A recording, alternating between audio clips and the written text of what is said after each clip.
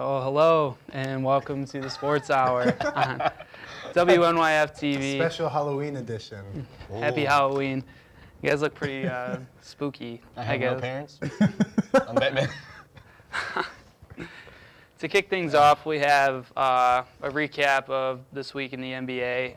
Giannis Antetokounmpo has been looking like a monster. Giannis is looking amazing. He's already showing promise. Like he's showing that he's the next big thing of the league. Yeah, he's averaging 34 points a game. I mean, he is just an unbelievable scorer. I think the Bucks, they're not going to be a top 3 seed, but I think they'll be pushed. They'll be around 4th.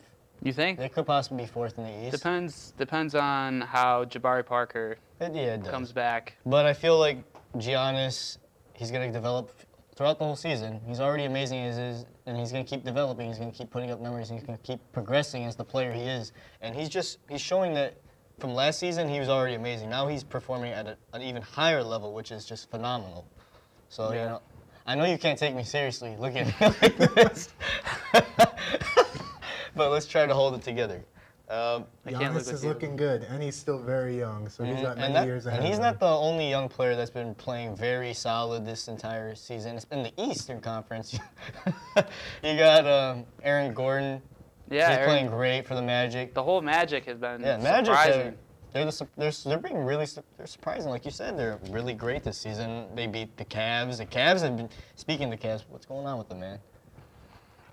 They dropped their last 3, right?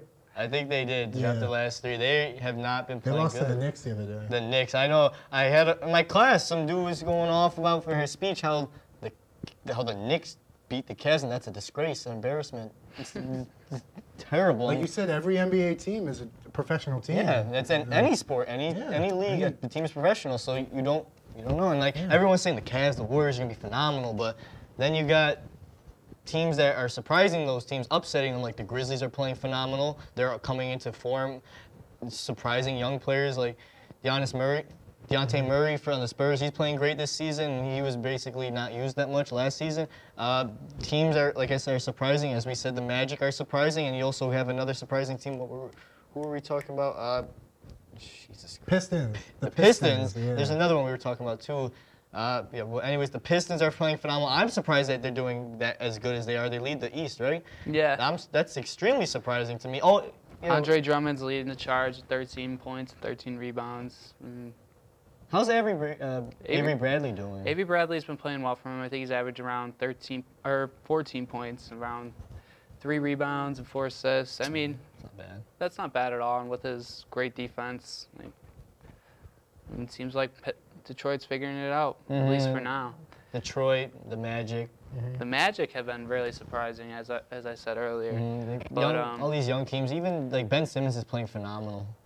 He's playing great. He's playing his butt off. The Sixers I see are as a playoff team. With everyone healthy, I see them as a playoff team. They're figuring it out. Yeah, they are. They said trust the process. The process is finally showing promise. And yeah, they might lose to the best team. Like sometimes they lost to the Wizards and all that and whatnot. But you know what? That's okay. You're gonna learn from those losses, and they're playing great this so far. Yeah, pretty decent, and everyone's putting up numbers all around the entire team. All the young guys are contributing. Ben Simmons has been looking really good, averaging 17 points, 9 rebounds, and about 7 assists. That's great. He looks very good in his passing game. Looks like it's transitioning very well for him. He's a great playmaker. You know, he's gonna make everybody around him better, and I can't wait to see what he's got to offer. So far, right now, since the early start of the season has already begun, who do you see as the playoffs for the East and the West right now? No order, but who do you think will be in the playoffs? Well, do you want to start off with the East? Yeah, let's start with the East. Well, you're gonna have the Cavs and the Celtics in there. Those are 2 locks. Even without Gordon Hayward, the Celtics are still gonna make the playoffs. Washington will probably be in there. With John Wall tearing it up and Bradley Beal, and with Otto Porter. That's a pretty nice big 3. I would say Milwaukee. When Jabari Parker comes back, they're going to step it up. Even without Jabari, I'd say Milwaukee still would make the playoffs. Yeah. Just with Giannis and Greg Monroe and Chris Middleton, Don Maker, Brogdon, they'd still make it even without Jabari. A team that's been surprising me, I mean, they haven't been putting up a lot of wins, but the Indiana Pacers, with Victor Oladipo. Oladipo and Miles Turner. Yeah, Miles Turner is the face of that franchise. He's gonna be the face of that franchise. He's still young, but he has to develop. But like, he's the future for that team. And Oladipo brings some. But Oladipo has been surprising me a lot. He's been averaging around 26 points a game. I mean, yeah, he brings some experience, some leadership.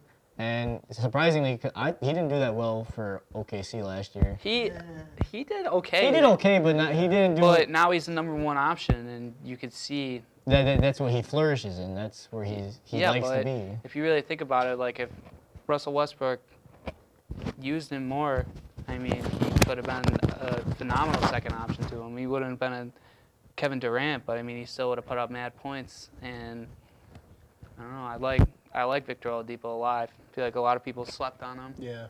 And I think he's could be a dark horse for an all-star. Yeah, I think in OKC he was seen as like obviously like the third man, really like not really like the main attraction because of course like Westbrook, but I think that him being like alone, him being like the #1 could be like very promising. I mean, and speaking of Westbrook and everything, he's not putting up the same amount of points as he is last year, but he's still getting a couple triple doubles. He just got, I think, his 82nd triple double of his career, and he's beaten every team. He's gotten a triple double on every team now, except that game against the Bulls. So that's a congratulatory moment to him. And you know, this NBA is just very interesting so far this entire year. With all the injuries. Westbrook's also leading the NBA in assists per game with 12. That's not surprising me at all. I mean, like people, I didn't see him as averaging a triple double, but I still saw him as he's gonna get a very good amount of assists, and he's gonna get obviously his good amount of rebounds and points. I don't see him averaging a triple double, but he's gonna have a good season where he hits a quality amount of triple doubles, especially since even now that he has Carmelo and Paul George, it's gonna be just easier for him. I think OKC's it's still going to take a little while for them to figure things out. But I feel like once they, get their chemistry going, they'll be looking really good. But a team that I like so far is the Timberwolves. I really believe in that team. I feel like that team could go A lot of very people far. told me, like a lot of my friends who are into the NBA, big on basketball, they told me they don't see the Timberwolves making the 8th seed or anything like that. Well, they saw them making it, but maybe like 8th seed. I'm like, really, 8th seed? Really? Like, I saw them making maybe at least 6. I thought they were going to be higher. I thought they could be 5th or 6th, but I don't know. I thought they could have been a top 3 The only reason team. I put them in the middle or towards the lower seeds is because, like, the big issue is people saying, like, there's too many people who want the ball. There's too many #1 options on that team. So, like, sometimes their chemistry isn't always there. Yeah, I feel it. But, I mean, you have 2 superstars or potential superstars in Karl Anthony Towns. That's already a superstar in my mind. And Andrew Wiggins. And a lot of people could say that. But now you bring in a superstar like Jimmy Butler into the picture. I mean, you have Jimmy Butler, who has been coached by Tom Thibodeau, who's the coach of the Timberwolves. He knows how the practices are run. He knows what he wants from his teammates. And Jimmy Butler could be that leader, for them. And, say if Andrew Wiggins are, sorry to cut you off, but where you're going, like the Timberwolves are definitely a better spot for Jimmy. Better atmosphere. He's not knowledgeable with the coaching. He's knowledgeable with how the coach is, how they like to play, and he's just comfortable. And like the Bulls were a mess of an organization. They still are a mess of an organization right now. So like it's no more negative going for towards the end of his prime, or even in his prime, he has no negatives. He's more positive now. Yeah, I know. I truly believe that Minnesota could get at least a top 3 spot in the West. I feel like they're going to beat out Oklahoma City for the 3rd spot. Is Kawhi injured? Kawhi right now, yes. I feel when Kawhi gets back, I feel the Spurs are going to make a push and they're going to go back to being 2nd seed. Yeah. I feel that. I don't know. I see the Spurs taking a little fall. Well, it's because Kawhi's injured. Well, yeah, true. But I mean, everyone's getting old. That's true. Pau Gasol, he's 38 years old. LaMarcus Aldridge is 32, 33. That's not. I mean, LaMarcus Aldridge has been really impressive, but I mean, he's without Kawhi, and Well, like I said, when Kawhi gets there, I believe that the Spurs will make a good, strong push. They'll be 2nd, maybe if anything 3rd in the Western Conference. A team I already know Golden State's going to make the playoffs. The question is like, the way they're playing now, like they're losing games surprisingly to teams that they wouldn't usually lose to. They're not playing their best basketball. Teams, their emotions are like, we've seen a couple ejections. We've seen a bunch of issues with players. Like, obviously, I feel like they're gonna go first in the Western Conference. But like, I mean, is there anyone that you believe that really could take the first seed for the Western Conference from the Warriors this season? I feel if Houston, if they get their stuff together as well, when Chris Paul comes back, they could be a potential first place. I feel Chris Paul. I feel like in Houston, it's like not really like I saw them doing very well together, but like when he was playing, I mean, he got injured very early, but like the first game, he had 6 points and he didn't really do much. Like well, yeah, but on the and a team that's like just to see like he's not doing when he was playing. I'm not saying he's gonna be bad for the Rockets, but like he's not playing how he was, at least when, like I said, when he was healthy so far for the Rockets. But like where the Clippers are balling right now, even without him, like everyone thought that'd be a problem. Everyone thought, oh, Blake and DeAndre, they can't just win with a two-man front court and some guys that they like some pretty solid players. The Clippers are playing very well right now without Chris Paul, and like Blake is back to full form. Blake is back to full form, and Blake has solidified that he is the face of that franchise. He's proven that he's still a top 3 power forward, and he's just, I agree with you. He's been very impressive, and I've seen what he can bring. I've watched him play multiple times, and he's that leader of the team. You know, he's that playmaker for them as well. You know, he's worked on his playmaking skills. He's worked on his jump shot. I mean, he can put up big numbers, and he could lead this team to the playoffs. Definitely. It's just the Eastern Conference. It's not easy, but I mean, you can really get a feel for who's going to make the playoffs. You know, obviously Toronto, Cleveland, Boston, Milwaukee. I feel the Sixers will. I feel they could. I feel that the Magic could. At least right now, I feel that. And I don't know who the 7th, 8th seed would be in my mind. I have no idea. Maybe obviously the Pistons possibly, but 8th seed I wouldn't know. But West, you really can't. You don't know. There's too many good teams to even like take a crack at. Like obviously you might be like, okay, obviously Golden State, obviously the Spurs when Kawhi's healthy. Houston. I mean, like those are really like dominant. OKC, but like you got new like teams that like built new stuff. Like the Grizzlies, obviously they were a playoff team last year, but now they're playing at like I feel like they're playing at a whole new level because they're better chemistry. Yeah, Marcus All has been. Marcus All has been great. Very impressive. Tyson Chandler went off and just played amazingly. Like last season, he was non-existent really, and the last couple of games he's been playing solid. In that one game where he went off for 20-something points, that was really impressive to see him do that off the bench. It's just I'm really entertained by the entire Western Conference because there's so much competition, so many dominant teams, and so many all-stars. I feel there's 4 like firm teams that are going to make the playoffs, but I mean the other 4, you don't know, it's a toss-up. It's up in the air, yeah. You know, you have teams like Denver, you know, Nikola Jokic. Denver, Minnesota. I said Minnesota's going to they're going to be a top 4 team. I don't top think 3, top I said. 4, but if they're not top 3, they're top 4. I said 5th and 6th. But I think the Clippers have a really solid chance of making the playoffs. You can't forget about Portland. They're gritty. The 2 stars guards together. Obviously, C.J. McCollum and Damian Lillard are going to be amazing as they are on the offensive end. And I feel like if the Trailblazers were to make the playoffs, they would be a lower seed, obviously, like an 8th seed. But they'll give a team any team a good solid run for their money if they're clicking on all cylinders on offense. What do you guys think of that Draymond Green fine? Or wasn't he fined? For fighting Bradley Beal? Yeah, but then he said didn't he say that he wasn't even he didn't throw a punch and he was fined more than him? It's crazy. I don't know. I mean, Draymond acted more aggressive. He acted like out of control. Like afterwards, he was angry. He was like going nuts. And like Bradley Beal, he just smiled after it. He just smiled about it. So like I feel like in a way they could have. I'm not saying they targeted Draymond more, but like Draymond is prone to getting. He has a pass. So like they might just do that as a statement for his pass because he's kicked people in the genitals. He's pushed, gotten like slow scuffles. He gets. I was never a fan of Draymond Green. I like his style of play. I mean, he is the second best defender in the league. Yeah. But Well, right now, as of right now, he is because he won Defensive Player of the Year. yeah, but behind Kawhi, he's second best. I'd say Rudy Gobert. Maybe if just bringing in, like, talking about defense, he might be like a top 5 defensive player. Yeah, and Utah is another team that could.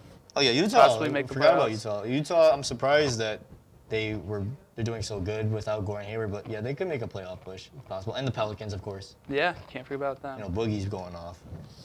All right, well, when we come back, we are going to break down NFL Week 8, 7? 9. I don't know. Wait, Whatever eight, week it it's is. 8. It's 8. Week 8. So you don't want to miss that, and we'll be right back.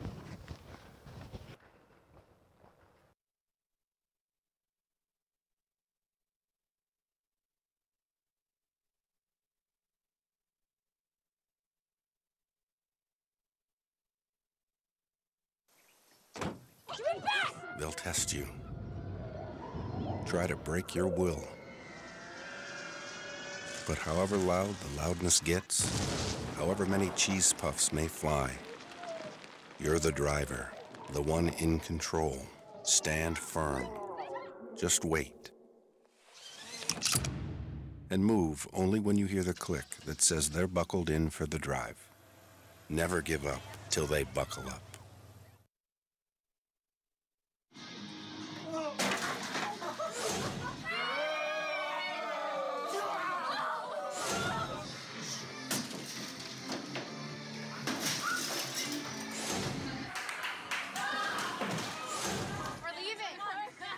Most party fouls are pretty dumb. But if you decide to drink and drive underage, you could lose your license and your freedom. Underage drinking and driving. The ultimate party foul. Guess what? I have some news for you. There's free food right there, junk food. You see that truck? Oh, jeez. It's a 2 Michelin star chef. All for free, ladies and gentlemen. All for free. Here we have a panzanella with summer vegetables and pesto. Enjoy. How we doing? So what do you got going on underneath that plate there? This food is really about to be thrown away. Yeah. Is there something wrong with this food? Where did you get it from? From farmers markets. They put aside the ugly vegetables and the ugly fruits. Carrot top, soft avocados. It was all food that was going to be discarded. Even the drink you had is made from like a little bruised peach. Did it taste a little bruised? Great. It's good. The average person throws away 24 pounds of food a month. That's a lot. Isn't that a lot? Go visit SaveTheFood.com for more information. Thank you. Junk food time!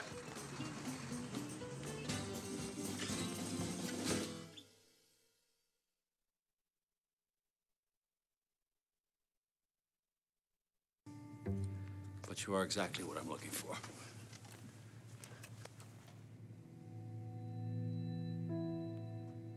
Your company could be missing out on the candidates it needs most. Learn how to find, cultivate, and train a great pool of untapped talent at gradsoflife.org. I realized that I'm not perfect, but it all really started to change because you judge me for having a problem. No one is going to know that I need help. I need help. I know that no one is going to judge me for having a problem. I realize that I'm not perfect, but it all really started to change because you listen.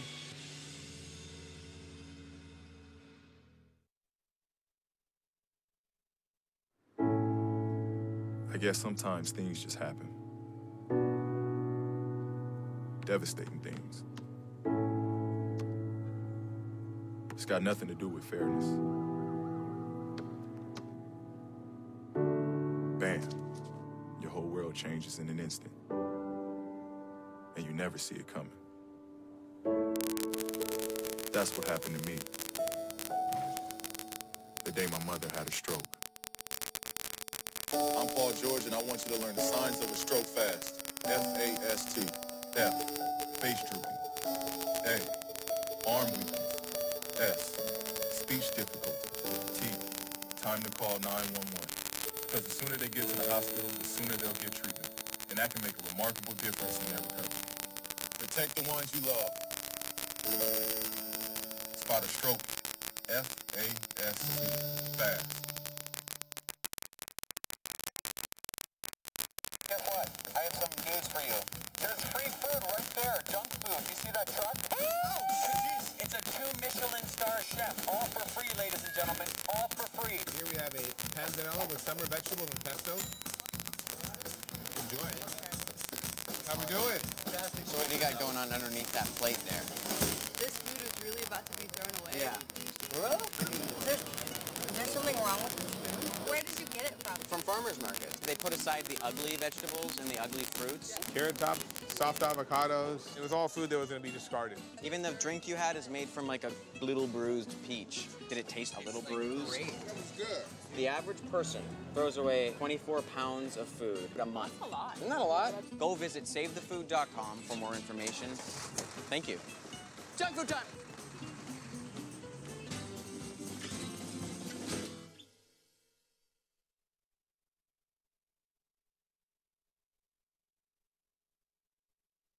Welcome back to the Sports Hour here on WNYF TV. It was a pretty weird week. I think it was good It was for us. Yeah. The Chiefs haven't played yet, right? Played tonight. They played tonight. Who they play? 8:30. What's with them in primetime? Why do the Chiefs get all the primetime games? I don't know. They're not important.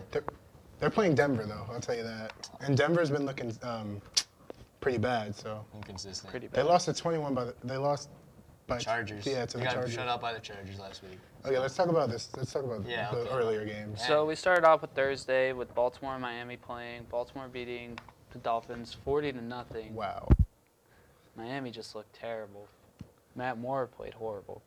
The whole team played horrible. Jay Ajayi had 23 yards. The whole team played horrible, and the Ravens they were doing very well the entire game, and I hope Joe Flacco is out of all seriousness. Yeah, what about that dirty hit by Kiko Alonso? He said that He said he felt bad, he was. People try to argue saying like it's football. I'm like, okay, but he gave himself up. He slid. Yeah. He dropped all his weight and his whole body at him full force while he gave himself up. Regardless if he feels better or not, that was a dirty hit, and whatever people want to say. Like I said, he gave himself up. It's like if the quarterback was running out of bounds and you went to go make a full tackle at his late hit. Yeah. You can't do that. Yeah, it was dirty. Yeah.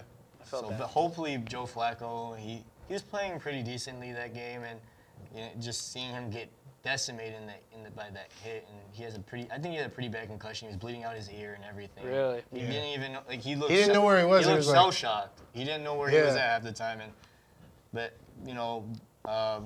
Ryan Mallett came in and he showed up. He showed up and he continued on to the game, and they ended up winning 40-0. Speaking of that, the Dolphins too, like Ndamukong Suh, I think I saw an article on the internet. It was saying that they're possibly thinking of cutting him. Cutting him? Yeah, because he's just a problem. He hasn't been the same. Ndamukong Suh hasn't been the same, and he's just a he was problem. on the He's always in trouble. Looking for a fight. Looking for a fight. He's a dirty player. He's a dirty player. Exactly. And the Dolphins. Yeah, unlike Alonso, you can tell that Sue is a dirty player. Yeah, definitely. He choked Ryan Mallett, and he choked him. He choked him. And then they got into a huge fight. And then another player on the Dolphins poked the Ravens lineman in the eye when they were arguing. He jabbed him in the eye. Yeah. I don't know. That game was just really, really intense. It was also pretty enjoyable to watch, though. Alex Collins for the running back for the Ravens looked really good. Mm-hmm. They got the run game going, and that's what I think kept them. The time of possession was probably just like huge.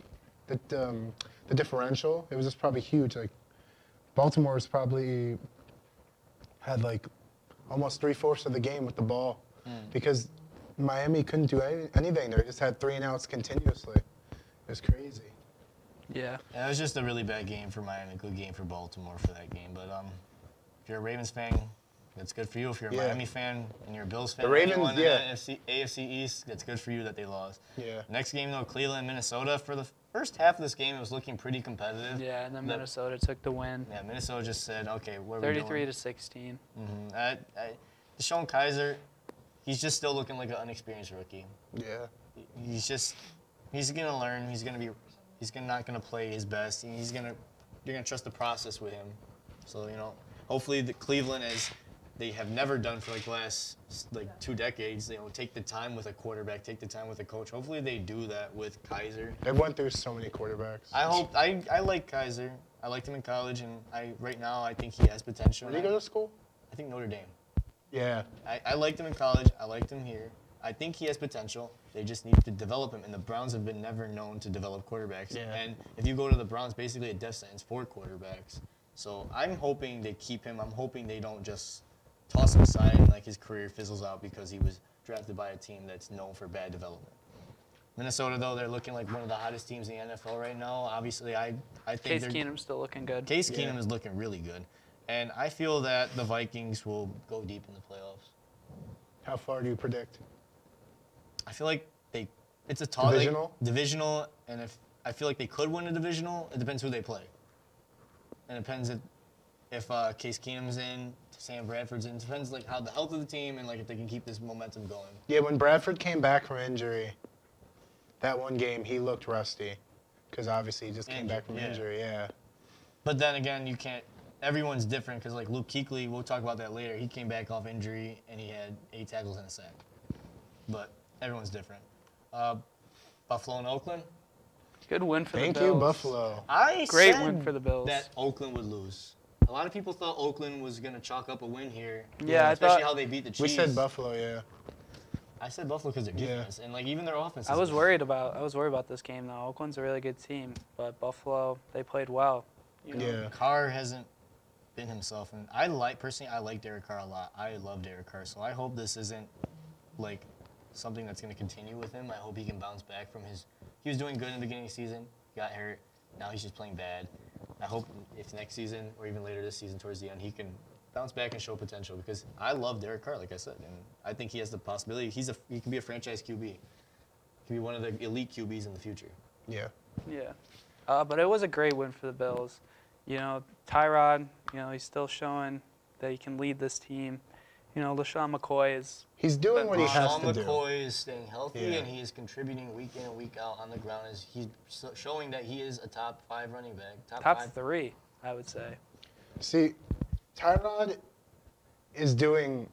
He's not doing anything extraordinary. He's not. He's doing what he needs to do to win games. That's for example, if I want to make a comparison, that's like Alex Smith That is with the Chiefs. I was just about to say that. Alex Smith, this season he's at a whole new level, but like, for his entire tenure with the Chiefs so far, he hasn't been extraordinary. But 210 yards, like maybe a touchdown, but he wins games. Yeah, exactly. You manage the games, you play well. You don't care about your stats. You make sure the team wins. Even if your stats are good, that's just a perk for you. Yeah. Exactly. Buffalo. Yeah. I think there'll be a wild card team. I was watching the Bills game, and I remember the Bills are leading the NFL in turnover margin with like plus 11. The defense is phenomenal. The defense is phenomenal.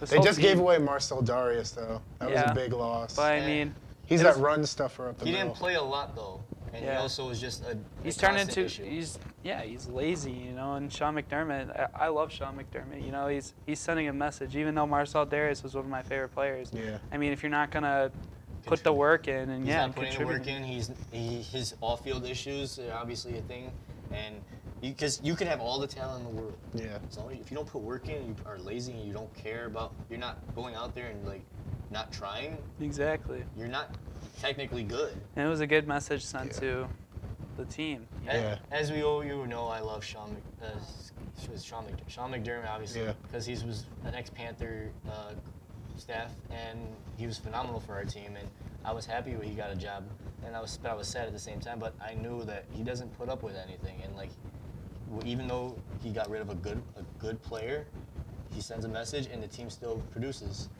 He's a perfect fit for this Buffalo team. He's changed the team. He's changed. He definitely changed the team in over a year. I mean, coming into this season, you know, teams didn't expect the Bills to be a threat, and now they're worried about them. They're also people are hesitant with new coaches. People are always like, oh no, like. You need time. You need time. But I really like how McDermott has changed the atmosphere of the team. You know, it's a family. You know. Yeah. I was listening to a LaShawn McCoy interview a couple hours ago, and you know, that's what he said. You know, this team's a family, and they're gonna watch for each other's backs, and You know, that's what makes great teams. Yeah, their chemistry is unbelievable. Personally, I as a Panther, you obviously know I'm a big Panthers fan. Everyone knows that. But I do support the Bills, and like now that Sean McDermott's there, I support them even more because as a coach that I love, as a person I respect in the NFL, I want to see the Bills be successful. I want to see him have a successful coaching career, and so far I'm happy that he has done such a good job with the Bills, and because I also feel bad for Bills fans. Like our entire lives, yeah, they've never went to the playoffs, and I think Sean McDermott is the answer to get them there. I believe so too. I always get my hopes up when the Bills are good. Don't have doubt because this season I feel strong they will make the playoffs. I know McDermott's. He's making me believe even more. It's got to be Tyrod, Shady, and the defense. But the defense is not something to worry about. It's not. Yeah, it's not a joke. It's not a joke. They're very fun to watch. I can't wait for next game. We have Cincinnati beating Indianapolis by a point, 24-23. Very close. Jacoby Brissett's playing better than what people expected him to be as a starter. He's not winning the games, but he's playing better than what everyone thought he would play like, and I have to respect that. I like Jacoby Brissett, and like since he had his first couple of the year with the Patriots, he's got that experience with Tom Brady as the guy that he learned from, for even if it was just a year that he learned from him. He learned from the staff of the Patriots, which is extremely solid and arguably the best coaching staff and management in the entire league. So I think he's able to, he's going to be better than what people thought he could be. I like how they're using Joe Mixon as more like a every down back, but I think they need to use him more. He almost scored on a 60-plus yard screen pass play. He was caught like the 2-yard line. Did you see that Le'Veon Bell said that he wants to be just like him? Nixon wants to be just like Le'Veon. He clapped back at him over something. It's hard to be like Le'Veon. He said he wants to be just like him. And if he is trying to be just like Le'Veon, I don't think anyone could be like Le'Veon because Le'Veon's a whole different breed of running back. Do you guys think we'll see Luck back this year? Or do you think they'll keep There was another article I saw that there's extreme doubt that he will come back this year. I think they should let because he won't. They don't see him really coming back at all because like when he was practicing, but he started experiencing more pain. They don't know why he was experiencing pain. So it's really looking grim on Andrew Luck returning this season. And I saw another report. I don't think it's true, but like a teammate said that this Andrew Luck injury could be the end of his career-ending thing. I'm like, I don't think so. Really? I don't know. You just gotta feel bad for the guy. You know, Andrew Luck has. He gave his heart and soul for the team. He was the only. He had no defense. They had T.Y. Hilton. That's it. Like no one else was on that team. They were either old or they were just not good. And Andrew Luck was the only.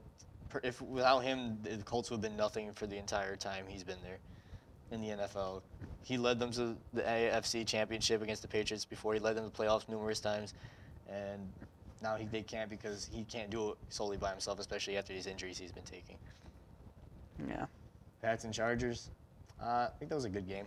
Yeah. Patriots beat the Chargers 21-13. Chargers showed promise. Chargers showed promise even though they lost. Melvin Gordon played phenomenal. Tom Brady, obviously. Melvin Gordon is awesome. Melvin Gordon is great. 132 yards and a touchdown.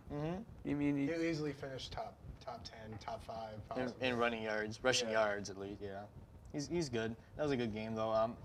Obviously you're not happy because Bill fan. Yeah, that would have been a huge win. That would have been an extremely good win for the Chargers. It would have been a great win for the Chargers and a good win for the Bills. Yeah, that would have been big because the Bills would have took full control over first place. When do the Patriots and Bills play again?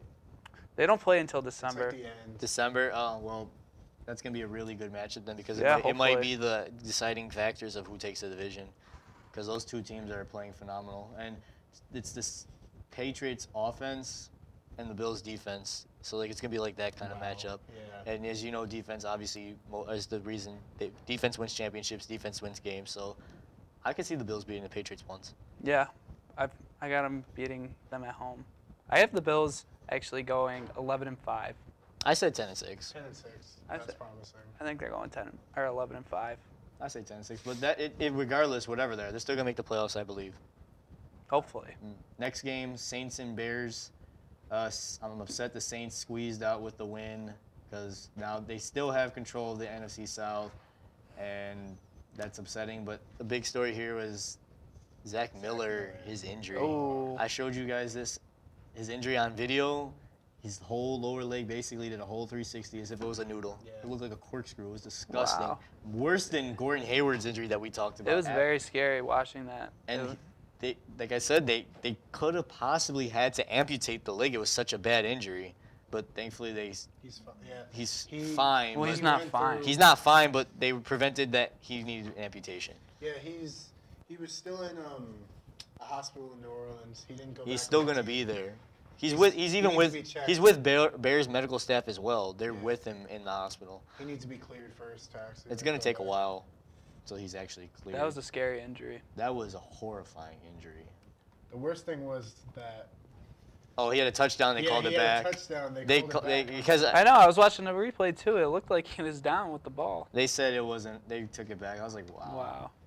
You gotta at least give him the touchdown. Yeah, but that would have been bad. Like I could just imagine it being like a Madden thing, and like he scores and then it's like injury timeout. He's just like on the ground and like everyone's like cheering, but he's just like laying there like. That was horrible. Right now, this is obviously a cakewalk for any team who plays the 49ers. The Eagles, though, 7-1. Eagles are looking awesome. Eagles are.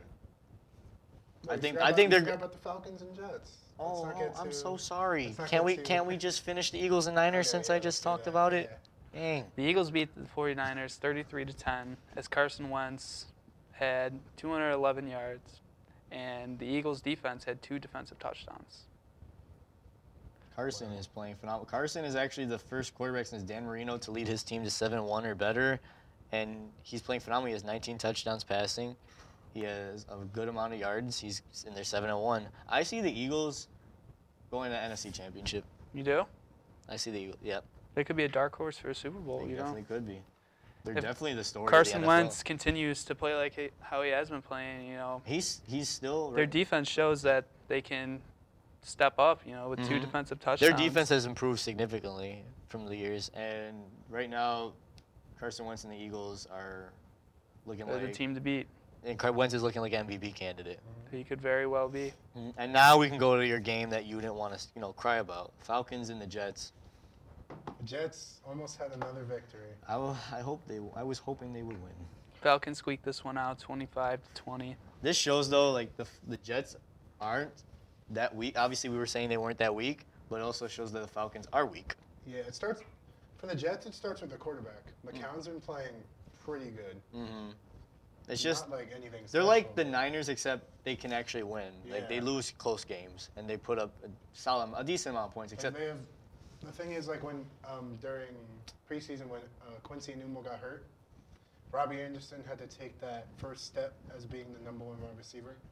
And he stepped up. Yeah, and he's undrafted too. Like you said, like a couple episodes back, that you were like you like when people undrafted people come in and show out because they have a chip on their shoulder. Yeah. They weren't expected to be good. They weren't looked at. It shows that not everyone who's an amazing player, not everyone who is an amazing athlete in any sport has to be drafted or drafted very high. Yeah, he stepped up. 104 yards and a touchdown. I mean, it's a good day for the rookie. It's a good day for a rookie, and it's a good day for the guys out there who have something to show every day to prove themselves. Yeah. This was probably the most entertaining game. Oh, I'm going to get to my Panthers game last, but this was the most entertaining game of the entire week. I have to say Seahawks and Texans. Oh, yeah. Seahawks, yeah. That was extremely entertaining. High-scoring game. Seahawks. 8 touchdowns. That was the first game in the NFL history where both quarterbacks had 4 touchdowns, 30-plus rushing yards, and over 400 yards passing. Wow. And I think the Texans would have won if Watson didn't get so many picks. 3 picks. If he didn't get picked 3 times, I see the Texans, they would have won this game. But this was a shootout. Yeah, the Seahawks squeaked this one out, 41-38. Remember how?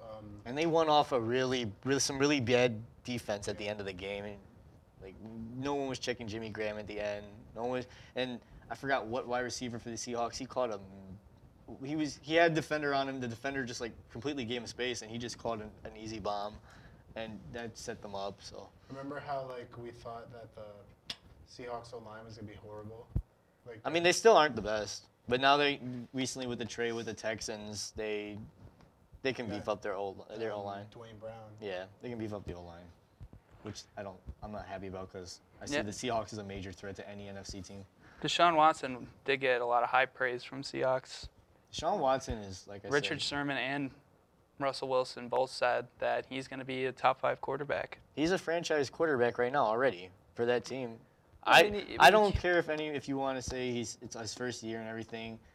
He's playing like a franchise quarterback, at least for like this season. He proved it this week. 402 yards and he's 4 been throwing. touchdowns. He's got the most touchdowns out of anyone in the league right now. So, and he's a rookie. So, like obviously. He has how many? He 19. I think he had. Wentz has more. He has 9. No, they're tied. He's tied for first, but yeah. I saw a tweet from Adam Schefter today. He said, Peyton Manning's rookie season through 9 games, he had 9 touchdowns, and Deshaun Watson has 19. Wow. So it's just a cool stat to look at, you know. Yeah. This kid's got a good career ahead of him. Good game for me, at least. You know, it might have been boring for some people, but the Panthers pull off the win against the Bucs, and we all thought the Bucs were going to be good this year. I'm glad they're not. It's the one team I'm glad, because I was hoping the Saints would be bad. I was hoping the Bucs would be bad because I thought they were going to be good this year, really good, and I feared the Falcons. But it's kind of the opposite. The Falcons are like, now. The Bucs are a joke, which was my surprise, and the Saints are going up, and that's surprising me, and that's kind of the team to fear now in the NFC South, at least for this season. So I'm happy the Panthers won. Cam Newton didn't have the best game. I mean, he had a good game. They got the win, 154 yards, a touchdown, 44 rushing yards, but he had a pick too.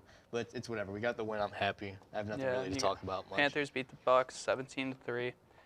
I don't know what's wrong with the Bucs. I thought the Bucs were going to be a threat in the NFC. I thought Jameis Winston was going to break out. Jameis Winston, though, he's not playing bad. He's not playing bad. It's all around for the team, though. You need to win your team games, though, and that's how you're going to be great in the NFL. Oh, yeah. You know, you can put up as many numbers as you want, but it doesn't matter if you don't win.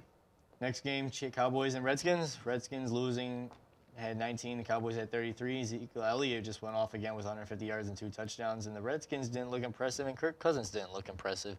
And this is supposed to be the season where he's supposed to show out because he wants a big contract in the free agency with any team, but the Niners were looking into him. Like, now he's not playing his. I liked Kirk Cousins and I supported Kirk Cousins, but like he's not showing promise this year at all. So I don't know. Is he still playing under the franchise tag? Yeah. Yeah. For the second year it's like the second or third year in a row. But like he's not playing good, so I don't see him getting a huge money contract. And if anything, the Redskins might be willing to just part ways with him, or a team desperate like the 49ers might be desperate enough to sign him to a big money contract. Who knows? But that's a different story for a different day. For the Sunday night game, it was a pretty interesting game. The Steelers beating the Lions 20-15. The Steelers, they squeaked by with the win, but what surprised me here is that the Lions, they were playing phenomenal football in the beginning of the season. The Lions are the most inconsistent team in the NFL right now. They kind of remind me of like the Vikings from last season, where the Vikings were just like 4-0 and playing phenomenal, and then they lost like 5-7 games. Yeah, it's like 5 to 7 games in a row. Like the Lions are playing phenomenal, and they've just been losing a bunch of games. Like I don't know, they're just inconsistent, as you said. Nothing about that. Juju went off. He actually had like a 97-yard touchdown. Juju. Yeah, didn't he have like 193 yards? He had like 150 something, 190, something around 100 something yards. He had a touchdown, and he played phenomenal. And Martavis Bryant. Yeah, you can tell Martavis Bryant. I saw a meme where it was like Martavis Bryant, like a photo of some like character angry hiding behind a mask, a smiling mask, saying it's Martavis Bryant, because Juju is basically taking the second wide receiver spot. I mean, I see Martavis out of Pittsburgh. Yeah, he should be out of Pittsburgh. Should be out. A good fit for him would be the Bears, I think. Even though, a good fit. Yeah, but what do they have to trade for him? They gave up a lot of draft picks when they traded up a pick like idiots to get Michael Trubisky from the Niners. Yeah. But they don't have a lot of great players on the team either. So I feel like the thing about Bryant is that he'll take anything.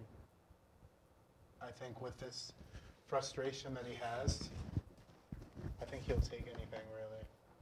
I believe that if any player in any sport requests a trade, like, you got to get him out of there instantly, you know. If a player requests a trade, you know, then he's just bringing bad He's bringing bad vibes. He's To a the locker room room. distraction. Exactly. He's not happy, and if he's not happy, You he's don't not want gonna that in play your good. locker And if he room. doesn't play good, your team is not. You don't want a bad attitude ruining your team's chemistry. You know, if the person doesn't want to be there, like, why do you still have him on the team? The trade deadline is soon, so It's Pittsburgh tomorrow. might as well. Oh, it's tomorrow. Pittsburgh might as well act fast tonight, or before it ends tomorrow, whatever time. So if he doesn't get traded, I see him being just a complete locker room distraction. Even though the Steelers are going to keep winning games, he's going to be a locker room distraction until he gets out of there.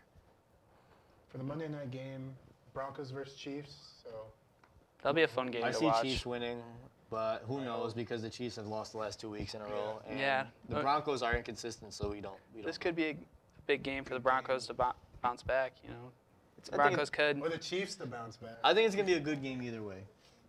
Regardless of whoever wins, I think the game is going to be very good defensively and very good Hopefully, offensively, at least for the can Chiefs. get going. Hopefully. Yeah, because you know what's going on with him. Le'Veon Bell's catching up on him, and Le'Veon Bell was No, straight. he was passed. He was He got passed. passed by someone. Oh my God. Well, we have to take another commercial break, but when we come back, we're going to break down the MLB postseason or the World Series. It has been awesome so far, and we're going to break down each game. And the NHL. And the NHL. So you don't want to miss that, and we'll be right back.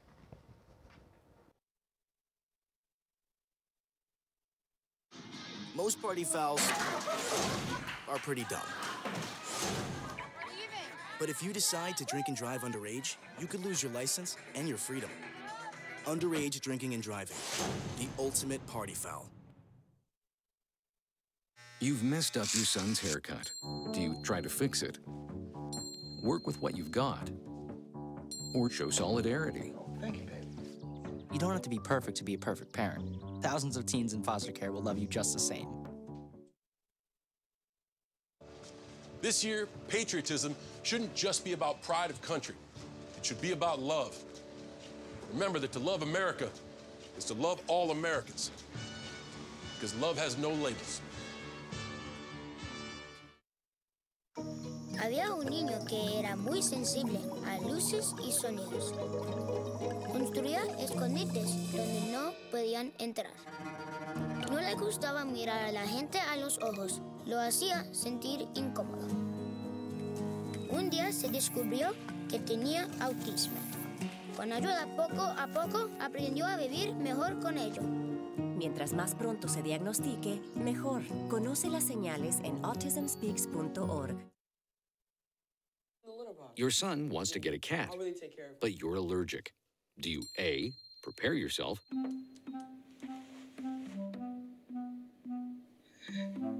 B, make the best of it, C squared equals 25. Good job. or C, find a loophole? When it comes to parenting, there are no perfect answers, but that's okay, because you don't have to be perfect to be a perfect parent. Teens in foster care will love you just the same.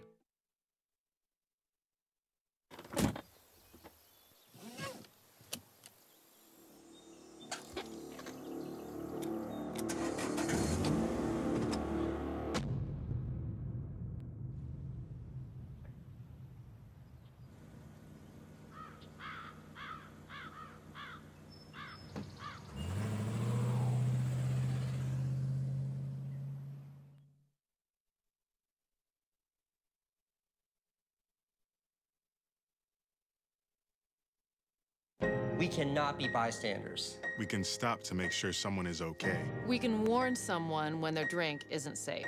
And disrupt the situation. We can. Get someone a cab. Or walk them home safely. We can make campuses safer for our friends. Our roommates. Our classmates, our fellow human beings. We cannot be bystanders. We can. Intervene. It's on us. All of us. Learn how and take the pledge at itsonus.org.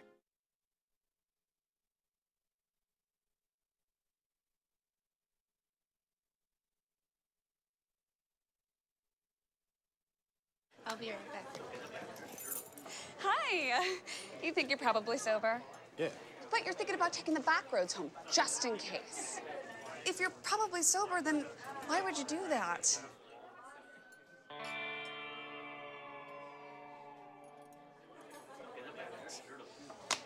Good choice. Probably okay isn't okay. If you see a warning sign, stop and call a cab, a car, or a friend. That's a full glass of wine. I'll be chatting you later. There are 16 million children struggling with hunger in America. That's 1 in 5 daughters, sons, neighbors, and classmates who don't know where their next meal is coming from. Yet billions of pounds of good food go to waste every year. It's time we do something about it. Feeding America is a nationwide network of food banks that helps provide meals to millions of kids and families in need. Visit feedingamerica.org to help them feed even more. Together, we can solve hunger. Together, we're feeding America. Hamilton was adopted from a rescue in 2008. He really likes to be around people. And as soon as I start to make my breakfast, Hamilton is right there. I get out my mat and I'm doing a downward dog and he's underneath. He's quite the pug about town. He gets invited to a lot of parties. He knows he's a pretty big deal. I mean, look at this little face. How could you not love him?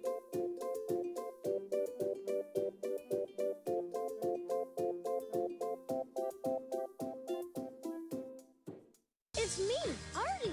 Come see what I collected from the Creative Galaxy in my idea box. Transform your world. Will you help me make art? Before you throw it away, Hey, I have an idea. think outside the box. Go be amazing! Give your cardboard box another life. Recycle.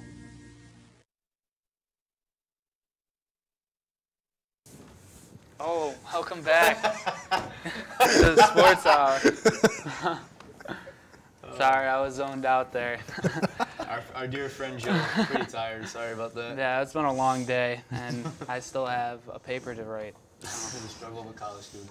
But going to the MLB, the World Series has just been awesome.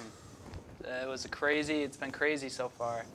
And last night proved that this series is one for the ages. A crazy Game 5 in Houston. Didn't they go to like... It went to extra innings. How many, like 13 or something? No, I only went to the 10th, I believe. Oh, okay. But Jose Altuve and Carlos Correa, all I could say is wow. You know, they are the best middle infield in baseball, and they both had clutch home runs. Jose Altuve had a home run, I believe it was in the 5th inning when they were down 7-4, hit a 3-run home run. Wow, that's big. And Carlos Correa had a 2-run home run when it was tied to make it 9-7, but even though. The final score was, I believe, 13-12. It was a high The one thing I remember about, like, in the last couple years about baseball was the Jose Batista, the bat flip. Oh, yeah. Oh, my God, the whole stadium went crazy. I remember that still to this day. Yeah, it's awesome. There's a lot of cool moments that happen, you know. Yeah, anything, like, can happen in the postseason. Yeah, I remember, well, at least I said, like, I thought the Dodgers were going to take it, like a shoo-in to take the World Series because they were playing so dominant in the postseason, and the Astros, I was like, maybe not, because they let the Yankees bring it out to it. Well, they came back eventually, but the Yankees came back against them, so, like, it was looking a little sketchy, a little iffy for that team. But then the Astros were just playing phenomenal against the Dodgers, and give credit to the Dodgers, they've been able to force a Game 6, but like it's been, like you said, it's been a World Series for the ages, a very, very good World Series that can be very memorable. The Astros won last night to take a 3-2 lead. Do you think they can take it tomorrow, or do you think there'll be a Game 7? I think he'll actually go to a Game 7. Everyone loves Game 7s. Game 7s Everyone are loves those insane. final win or go home games. And I mean, people, Game 6, it's like, ooh, wow, Game 6. But like, if you hear Game 7, like, wow, this is all the marbles. This is these teams you don't know who's gonna win. It's like, it's the most interesting. Yeah. I think it'll go to a Game 7. The Astros have Justin Verlander on the mound, so I mean, they have a pretty good pitcher behind them, and I don't know, it will be a fun game to watch. I'm rooting for the Astros. I'm rooting for the Dodgers because, you know, they knocked out the Yankees. The Astros. Yeah, but I mean, it was still a good series, you know. You gotta give both teams credit. Still, that's like me if the Panthers lost to the Falcons in the playoffs, and then I'm like, yeah, I want the Falcons to win. It's like that, but that's true. So I'm hoping the Dodgers win it, just in spite. Just out of spite. I don't know. Both teams have great offenses. Yeah, like, it's gonna be a great game. A great end to the series, like, to a great season of baseball. for the NHL, the Buffalo Sabres have still been very disappointing. Hey, they got 3 wins. They have 3 wins, 7 losses, and 2 overtime losses, and they are not looking that good. And the only thing that's promising is our first line, which is Evander Kane, Jack Eichel, and Jason Pominville. You know, each player has been putting in their fair share. Each have 12 points, and you know they're just leading this team. You know, the next person with the most points, Ryan O'Reilly, has only 8. You know, that's 4 less. And And isn't the defense the thing about the Sabres that's their biggest weakness? yeah, it is their defense. You know, our top defenseman Rasmus Ristolainen, he can only do so much. Do you think there's gonna be a trade eventually to like beef up the defense? Or what? The Sabres have been looking to trade Evander Kane because it is his contract year, and he's going to want a lot of money to stay here. And I don't know if the Buffalo Sabres are going to be willing to pay him that much money. And so I feel Evander. Do you feel that they should trade him, even though he's good, great on the offensive end. He's got good chemistry with Eichel, and like maybe it's a possibility he'll lower some money to play with Eichel because they make such a good team, and him and Pominville. Yeah, that's all up to him. But I mean, I feel like Evander he's got his heart set on making as much money as he can. And I mean, if we were the way it's going now, I mean, yeah, just bulk up his trade value, let him play, let him have a phenomenal season to the trade deadline, and then trade him and get more young talent to draft picks or like you could, or some young prospects. Do you think they'll go defense if they trade him? Hopefully, yeah. I mean, this defense needs all the help they can get. It's something they have to address. I would believe that they. But like, if they do wait till they beef up his trade value, like possibly it's too late for this season. So like, I would trade for like a draft pick and maybe a good defensive player. Yeah, but I mean, the season's still early, and there's still a lot of time for Evander Kane to bulk up his trade value. And I don't know.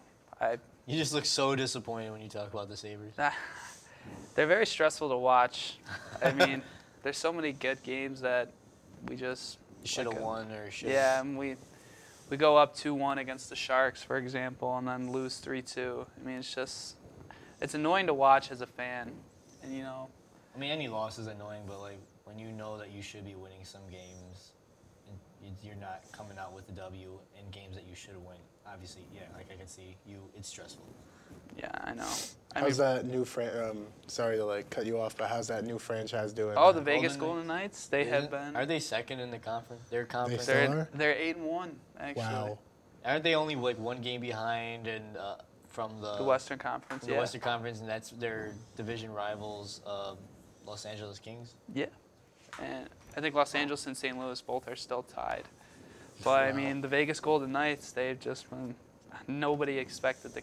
Yeah, their GM works really good in the draft to get the expansion draft. You've got great pickups in free agency, and he did a great job of getting a staff together involved. The whole franchise is looking pretty good early in the season, and it's impressive to see such a very new team do very well. I think I saw another article on the internet, on Facebook, talking about how the Golden Knights are like the only team to like play at such a high level, getting like 8-1-1 or something like that. Yeah, for the first time in like 100 years.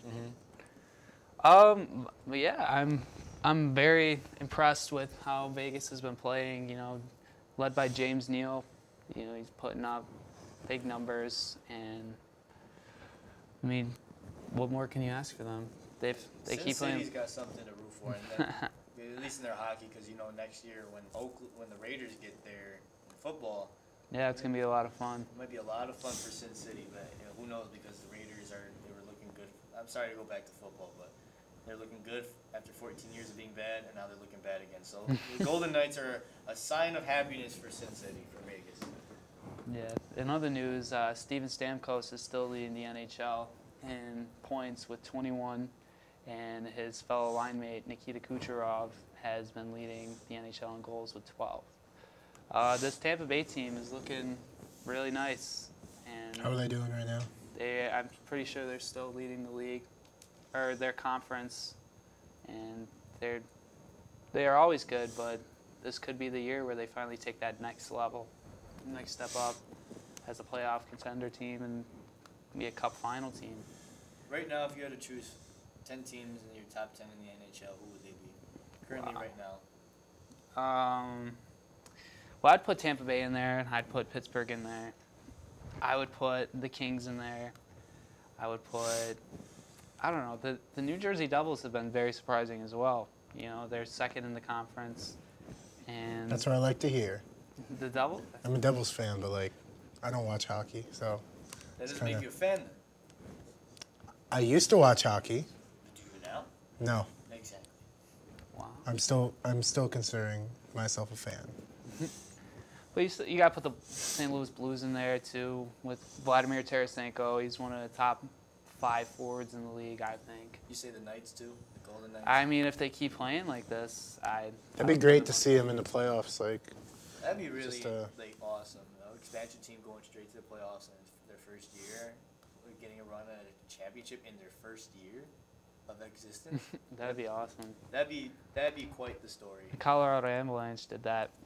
The Avalanche are a new team. They're about only 20 years old, and their very first season, they won the Stanley Cup, which awesome. is really, That's yeah. a really awesome story. So, like, if the Golden Knights could ever pull that off this season, that'd be another great thing for history of hockey and sports in general. Yeah. Well, as always, we'd like to thank everyone that watched this episode of Sports Hour. We really appreciate all the viewership, and we appreciate that you take the time to listen to what we have to talk about. Next week, we're going to try to get an athlete from SUNY Fredonia to come on the show and talk with us, and so you don't want to miss that. As always, we thank you, and we hope you have a good night. Have a safe Halloween.